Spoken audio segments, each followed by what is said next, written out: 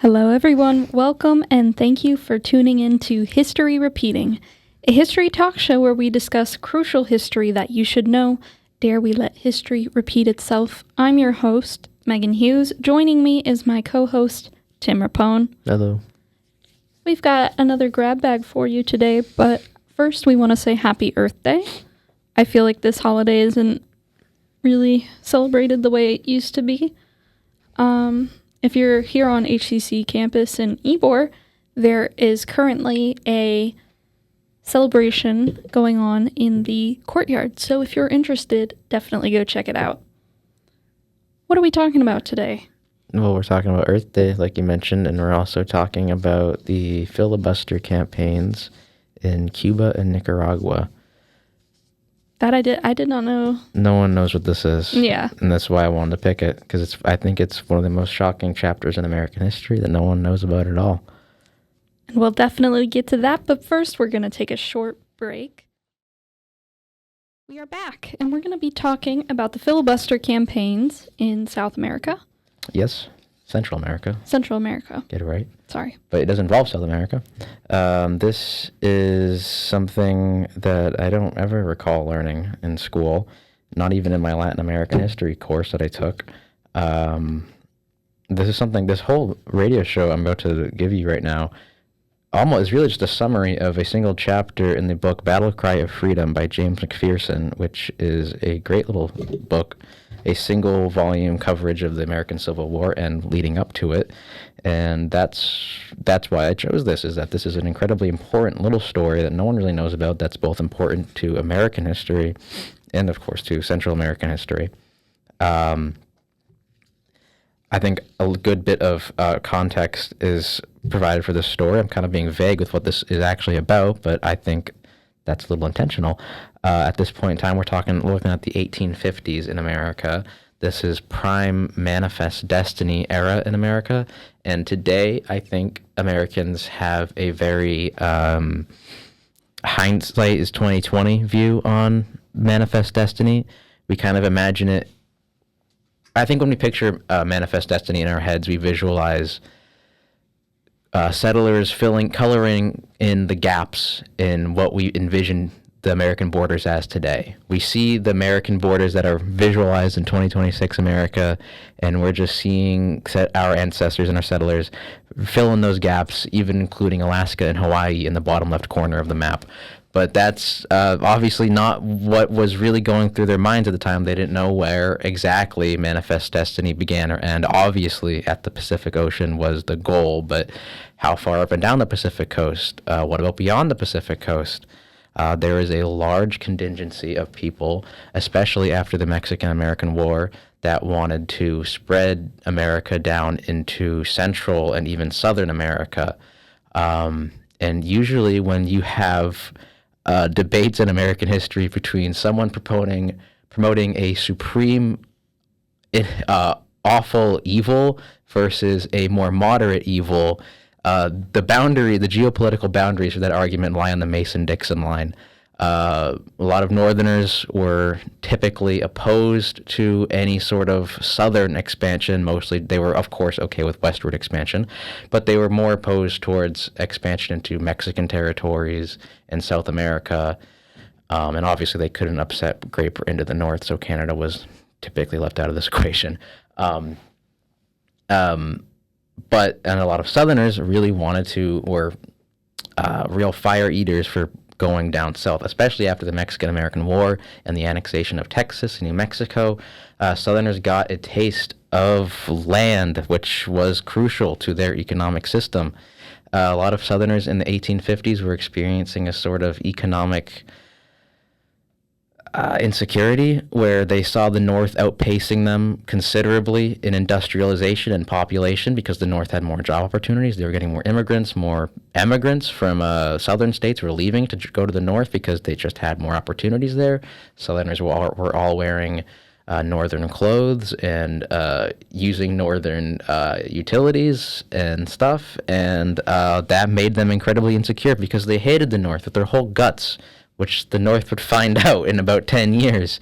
And so they felt, ironically, because people people like this, that these proponents of white supremacy, they're always so aggressive, but also woe was me. They're always playing the victim too, because they'd always lament that they are enslaved to the North, even though they're enslaving people themselves.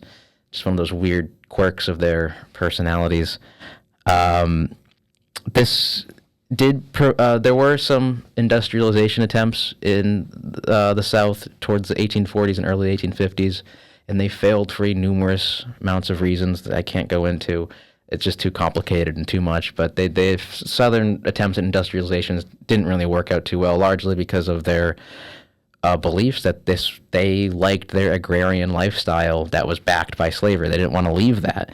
So instead of fixing their economic troubles by industrializing or modernizing like the North was, they decided, let's expand westward and southward. This is a quote from Virginian journalist Edward A. Pollard. "The path of our destiny on this continent lies in tropical America, where we may see an empire as powerful and gorgeous as ever was pictured in our dreams of history. An empire representing the noble peculiarities of Southern civilization." And peculiarities was their polite word for slavery back then. This set their one of the biggest jewel that they had their eyes set on was Cuba. Cuba was a huge slave state of the Spanish Empire. Americans, while promoting slavery, still saw themselves as freeing others from tyranny, and Spain was, of course, still a monarchy. So Cuba was kind of ripe for America's taking, for both reasons of expanding slavery and also for the reason of freeing people from tyranny while putting them under a new form of tyranny. Again, peculiarities was definitely a word for them. President Polk attempted to buy Cuba from Spain, and that fell through because Spain didn't want to. And so that led them to turning a blind eye to much more illegal methods at taking Cuba. This led to a brief era of filibustering. And filibustering, in this sense, is not the Senate version of the word. It comes from the Spanish word filibustero, meaning freebooter or pirate. This was a series of American militias, homegrown militias, not endorsed officially by the United States military, but often backed by Mexican-American War veterans, disenfranchised 49ers from the West, and regular adventure seekers who just took up arms and decided, you know what, let's spend the weekend invading Cuba or Nicaragua. It was as simple as a bunch of people rallying up, picking up arms, and sailing across to Cuba and just fighting the Spanish military or the Nicaraguan military, burning places to the ground, raiding villages. And it's absolutely insane. The first one started with Narciso Lopez, who was a Venezuelan-born resident of Cuba, and he co-opted the Cuban independence movement, not for the sake of Cuban independence necessarily, but because he was more sympathetic to the wealthy Cuban slave-owning class, who was growing increasingly antsy that the Spanish monarchy was going to acquiesce to British Empire pressure to end slavery, because Britain at this point had already legalized slavery in their borders, at least chattel slavery. British Empire wasn't that great towards its colonies either, but they had legalized slavery, and Britain was the premier power, and so there's great uneasiness that Spain was growing increasingly adverse to the practice of slavery, which at that point was a huge staple of Cuban history for about 400 years at that point. Well, 300 years. And so he tried to start a revolt there, homegrown, didn't work out. So he fled to New York, and he toured the country looking for supporters and gathered several hundred people who were willing to go to Cuba with him, Americans, and he even asked future President of the Confederate States of America, Jefferson Davis, and future General of the Potomac, Robert E. Lee, to lead his expedition. And both really considered it, but they said, nah, sorry. At first, his Lopez and his supporters, they set sail and were blocked by Zachary Taylor, then president, and sent back to the States, but not arrested. Lopez continued parading through the South, drumming up support. He was met with parades and honor, and he went to the doorstep of Governor John Quitman of Mississippi, and he provided him with lots of money and lots of arms to go invade Cuba. And they did. Their second mission, they actually made it out. They raided the town of Cardenas. I'm not pronouncing that right, I know. And they were eventually driven out by the Cuban military, but not before burning a few houses down to the ground and causing a whole lot of ruckus. But when they came back as heroes. The South welcomed them with parades and banquets. This is a quote from the Southern Standard, a newspaper from the time. With Cuba and St. Domingo, we could control the productions of the tropics, and with them the commerce of the world, and with that the power of the world. From a paper called DeBow's Review, we have a destiny to perform, a manifest destiny over all Mexico, over South America, over the West Indies. Again, this is a great example of how that is comically evil. Manifest destiny was not just about moving west, not to everyone's opinion. And in hindsight, that's what it was. But there is a serious movement to move it south and expand into a slave empire over Central America. The greater United States. Yeah, and eventually Lopez, he was driven out of Cuba, went back to the South, a hero, but he was a criminal technically, and he was arrested.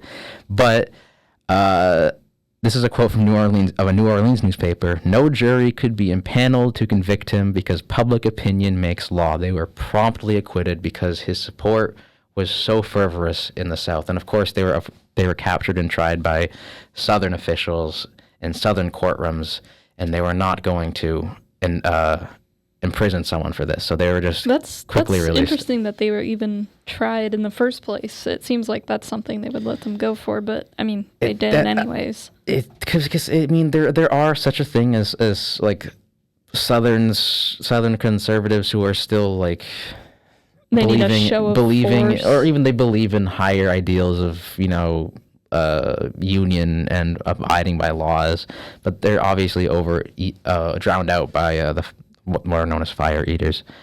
He tried again. He went next time with 420 Southern volunteers, and they landed in Cuba again, and this time it did not go well for them at all. 200 were killed, 160 were sent to Spanish prisons, and Lopez and the remaining 50 American prisoners were publicly executed, which prompted riots in New Orleans. And this is a quote from another New Orleans newspaper. Our brethren must be avenged. Cuba must be seized. Quitman, at this point, he was still around. He never went to Cuba, but he was still supporting it financially. At this point, he tried. There had been a presidential shift change at this time. Now he's working with the Franklin Pierce administration to set up another filibuster campaign. So at this point, he's openly working with the federal government to try and get another one of these campaigns going, and they all fell through. And that's the end of the story, sort of, for Cuba, but not the end of the whole filibustering campaign. And it gets even worse because the Cuba stuff's already crazy. It's like 100 little Bay of Pigs that no one knows about. But it gets worse. And like all bad things in this country, it starts in Tennessee. There's a man named William Walker, and if you look him up, I really recommend you look him up. His name is what? William Walker. Oh. And he was You said William Wonker. I would love for you to look up a picture, anyone who's listening to look up a picture of this guy, because he is not what you're thinking. You're thinking of this adventurer who's like stirring up trouble and trying to start up slave empires in the tropics. He is a short, scrawny, 120-pound man soaking wet from Nashville, Tennessee. He looks like an IT guy you'd see, like walking in the halls. He looks like he's not what you imagined the person to do this. I know these paintings aren't like 100% There should be photos of him. There are a few photos. He looks like I don't want to be rude, but No, you can be rude. He's not a good person. Humpty Dumpty from the Puss in Boots series. He looks like that if he was extremely skinny. If he was like shrink wrapped. Yeah. So he was a man from Nashville. He practiced medicine briefly, practiced law briefly, before eventually he ran out on the gold rush to California, and he became a very strong supporter of Manifest Destiny, but of the Southern kind. He threw his ring in the hat for personal power, for the people trying to obtain personal power in South America. And he at first tried to create a pro-slavery colony that would eventually be annexed by the American government, modeled after the style of Texas. For those who don't know, Texas was originally a Mexican colony that a bunch of white Southerners moved into it, eventually drowning out the original Mexican population, a slave-owning Southerner setting up slave plantations. And then once the white, basically American Southerners overruled the original population of Texas, they revolted against the Mexican government and then set up a brief Texas Republic, and then were annexed by America. And that was kind of the model that a lot of these filibusters were trying to follow. And William Walker, he wanted to basically just take over Mexican places, make a little colony there, and then eventually be annexed. He tried that at first in La Paz, a town on the northern Mexican border, and he succeeded. He established a quote-unquote republic there, and then tried to capture the town of Sonora, and failed horribly. The Mexican government beat him back. Again, this is like people with guns that are like not good strategists, but they were starting little mini battles over on the northern Mexican border. And he ran with his tail between his legs, crossed the border, surrendered himself to U.S. authorities, but just like Lopez, he was too popular. He had way too many supporters in the South, and he was acquitted right away. After his failures in northern Mexico, he looked towards Nicaragua. Nicaragua was eyeballed by all of the major empires at the time because the allure of building a canal connecting the Atlantic and Pacific Oceans was very powerful, and would eventually be realized in the Panama Canal. But at first, Nicaragua was the site of such a attempt. But the problem was that Nicaragua was constantly in a back and forth series of civil wars that made it way too unprofitable for American business eyes. That's all they cared about, was they really wanted to make money there, but they couldn't because they're too busy fighting. And that created a vacuum of power that more greedy Americans saw and took advantage of. With about only 57 men, William Walker sailed to Nicaragua, with the American government turning an open blind eye. They knew this was happening, but they didn't look because at that time Britain really wanted a slice of the Nicaraguan pie, but American and British relations were really sore and tense at that moment. So the current presidential administration openly turned a blind eye to William Walker's movements because they were mad at Britain. And so William Walker and his 57 little rascals just ran off to Nicaragua, and originally they put their support behind the Democrat party of the Civil War, and that's not Democrat in American terms. This is, of course, a whole different country, whole different politics, but it was the Democrat Party versus the Legitimist Party. They supported the Democrat Party, but after they won in a surprise attack that overwhelmed the Legitimists and they surrendered, they quickly, William Walker, not that shockingly, completely overruled the wants of his quote-unquote allies in the Democrat Party, and he set up his own republic where he had a little puppet president that they elected, but really it was him controlling everything from that behind the scenes. And Franklin Pierce officially recognized the government as the official government of Nicaragua for about a whole 10 months. It lasted for only 10 months, but for 10 months, American citizens overthrew the Nicaraguan government and set up their own puppet state there. Not just American citizens, but like 50 of them. Just 50 of them. But after this happened, this was hugely popular in the South. After he took over Nicaragua, he promptly legalized slavery, and overnight, hundreds of Southern planters were buying up land grants in Nicaragua, and it became a huge movement for a brief period for Southerners to go there and emigrate. I don't believe many actually did because, again, this only lasted 10 months, but they were making serious plans to go there and realize their dreams of a tropical empire. This is a more disturbing quote. This comes from, I did not write down who it came from, but it comes from a Southern newspaper. A barbarous people can never become civilized without the salutary apprenticeship which slavery secured, end quote. They believed that it was their duty to bring slavery to other parts, other less civilized parts, because they were non-white, to tame them was the prevailing idea back then. The sentiment of the time. And whether or not they actually believed it, though, is true.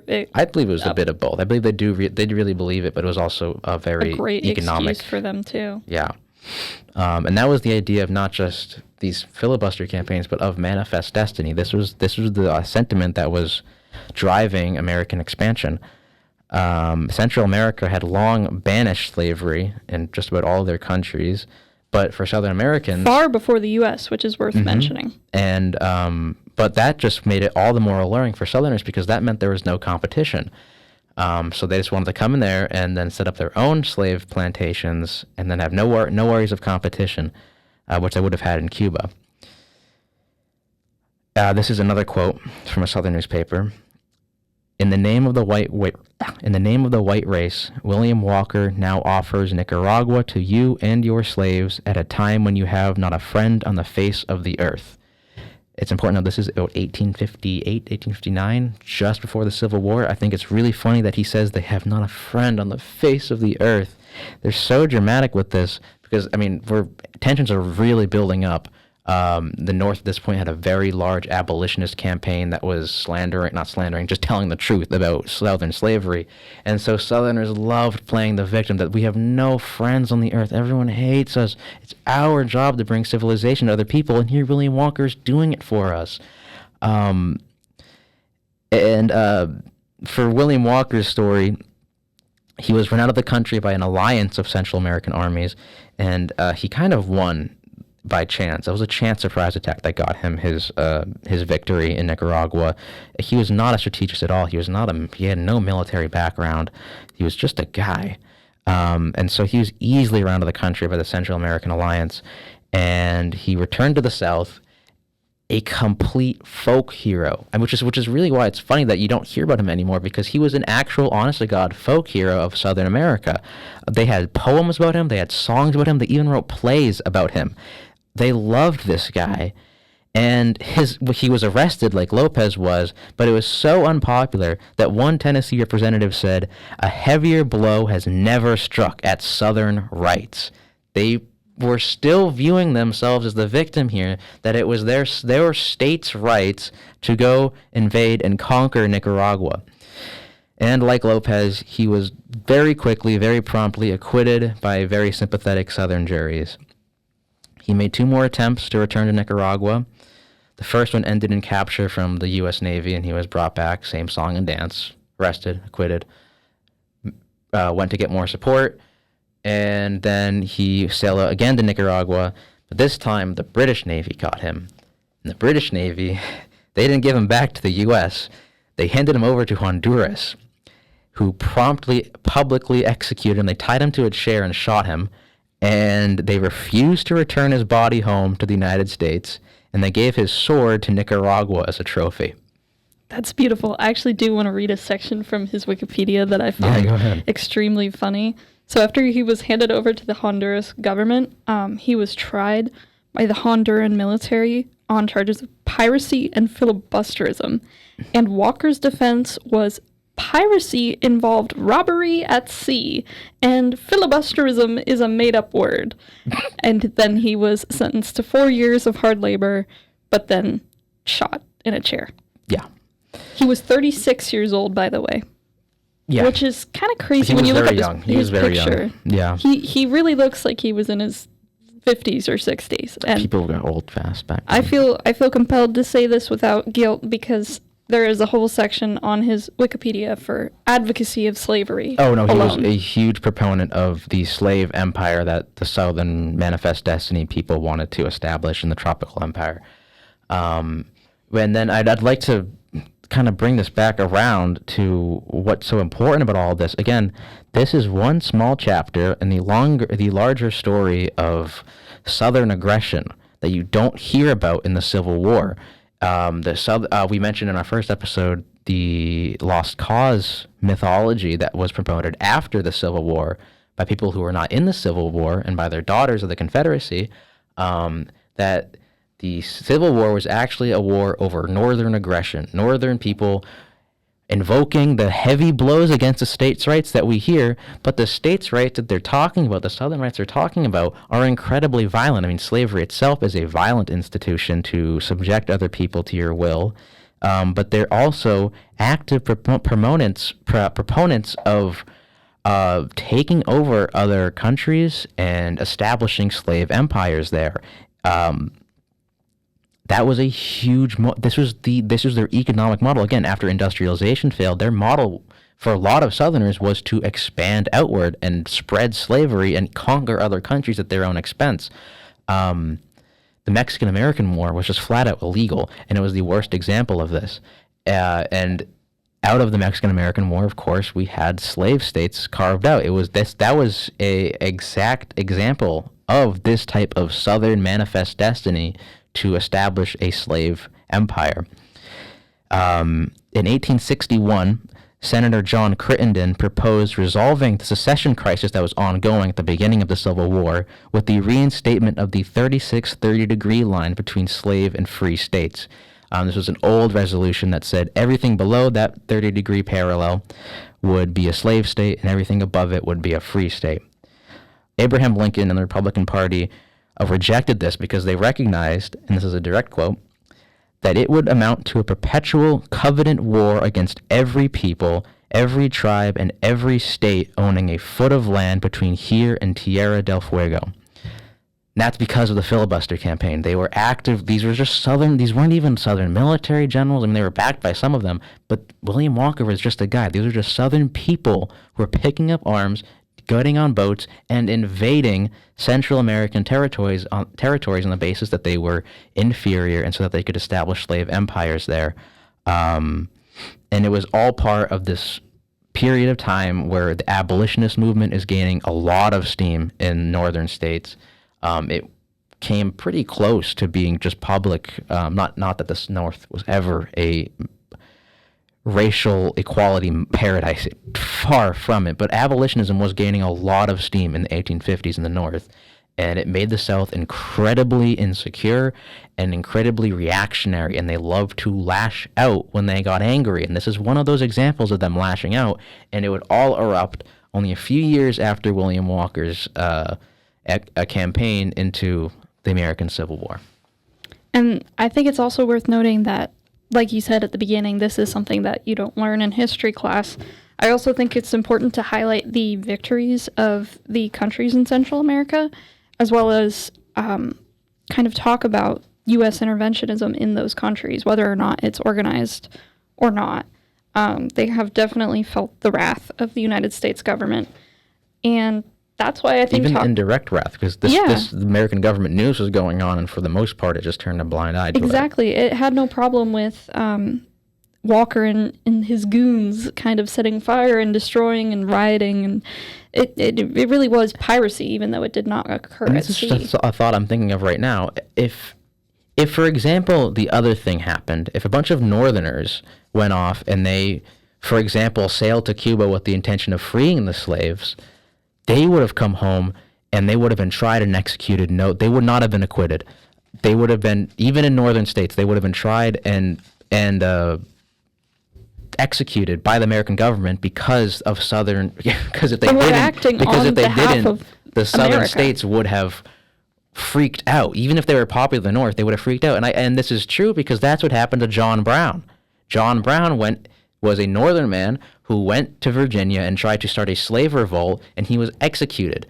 And to this day, John Brown is still called a terrorist. He is still considered a controversial figure in American history, even though he tried to do the exact opposite of this, whereas I would say William Walker is kind of the inverse version of John Brown, and he had the luxury of fading into public obscurity. And to this day, the Civil War is still known by half the country as the War of Northern Aggression, and the Southern states have still been able to co-opt Civil War history in their favor. I do want to add a kind of a happy ending for this, or not a happy ending, but a nice little fact. Just 11 days ago, April 11th, is actually a Costa Rican holiday, a national holiday in memory of Walker's defeat at Rivas Juan Santa Maria. It's funny to say that Walker at first was a supporter of the Democrat Party, the liberal democracy party of the Nicaraguan Civil War. He quickly became very unpopular there, and anti-American sentiment became very, very prominent in Nicaragua and Central America because of him. They hated this guy. And it's unfortunate because America has just completely forgotten about it. He was known in the South as General Walker, despite never actually having served Not a or soldier. doing anything purposeful, and as the gray-eyed man of destiny. Yeah. Again, poems, songs, and plays all written in him. He had parades in his honor. This is more speculation, but his grandfather fought in the Revolutionary War, and a lot of his ancestors, or not ancestors, more like family members, because it wasn't that long ago, fought in the War of 1812, and it's theorized, hypothesized, that having that military history made him very insecure and wanting to have his own military history. But again, he did not. He had no training. He was not a soldier. He was just a guy who grabbed a rifle and a boat and 50 other men and caused a whole lot of problems. And didn't accomplish much at all. But him being in power for 10 months and recognized by Franklin Pierce as the is ridiculous official leader of Nicaragua. That crazy. So is much history where it's just a snowball effect of one stupid decision leading to another and another and another. But we'll get back to that another time. For now, we're going to take a very short break, and when we come back, we'll be talking about a Earth Day topic. I've chosen to speak about the Klamath River, which you may have heard recently as it was mentioned in news, so this story does have a happy ending, but we'll get to that after this break. Welcome back. You're listening to History Repeating on Hawk Radio, Hillsborough College's Hawk Radio, live from Ybor City. We're back, and we're talking about the Klamath River. People may have heard of that because it was in the news a few years ago regarding a historic win for local tribes in California, but we're going to get into that. So the Klamath River in Northern California was home to the Karak, Modoc, and Yurok tribes. It served an important purpose, providing fresh water, as well as it was home to a lot of fish, specifically salmon and steelhead trout. It was basically the lifeblood of the native community. The name Klamath was derived from a Chinook word meaning swiftness.